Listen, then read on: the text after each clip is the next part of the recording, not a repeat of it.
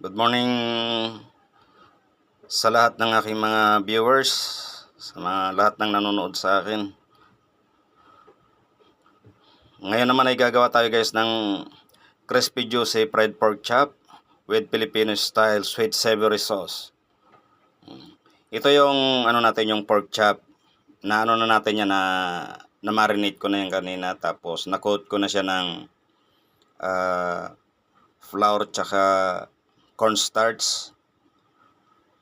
Tapos nilagyan ko siya ng paprika powder, and then garlic powder, and then onion powder. Ganyan lang yung guys, yung timpla ng flour natin. At saka nilagyan ko pala siya ng baking powder. Wag baking soda, baking powder ang gagamitin nyo para maging crispy yung ating pork chop.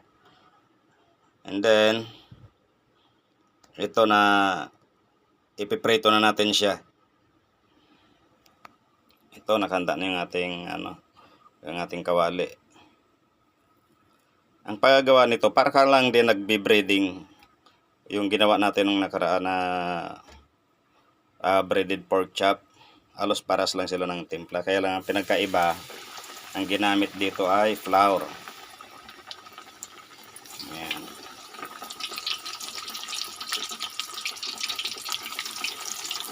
Filipino style lang yan.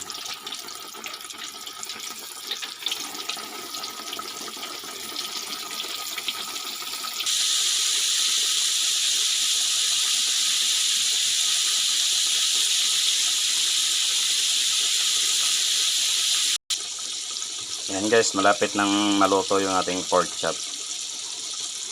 Pagluto, wag laging titingnan nyo kung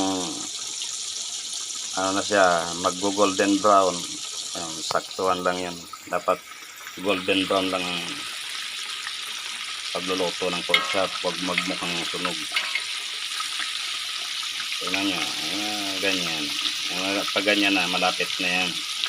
Malapit nang maluto. Okay.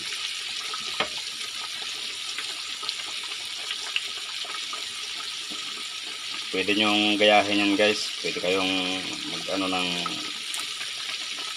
sarili nyong business. Napakaganda. Malaking bagay itong ginagawa ko sa inyo. Kaya sa mga handaan, mga birthday party, ganyan, para hindi na kayo bumili sa labas. Ayan. Lagi nyo lang papanoorin yung mga ginagawa kong video. Masusundan nyo naman yan kasi meron akong ginagawang recipe. Ayan, kompleto. Makita nyo dyan sa ginagawa natin, kompleto yan. At step by step kung paano ginagawa. Okay. And then, palambing naman guys. Follow and share naman. Thank you. And then, shout out sa lahat ng aking mga nanonood. Lalo na dyan sa Donsol, marami ako nakikita nanonood sa akin. Shout out sa inyo lahat. Thank you.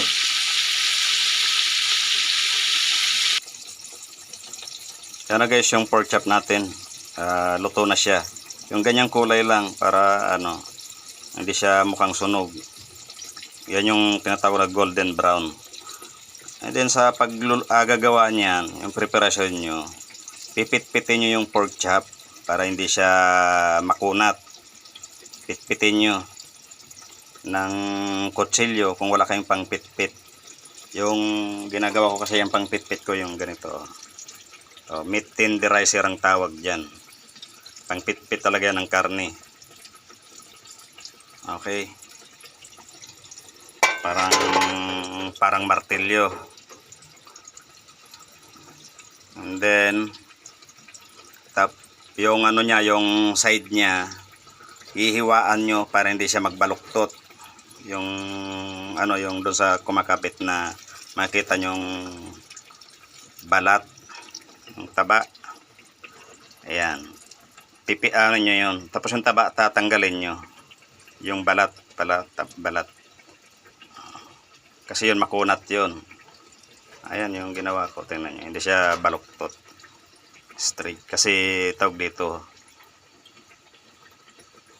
Hiniwaan ko yung ano niya. Yung side. O guys, tapos na yung ating pork chop. Naprito na natin. Gagawa naman tayo ngayon ng sauce niya.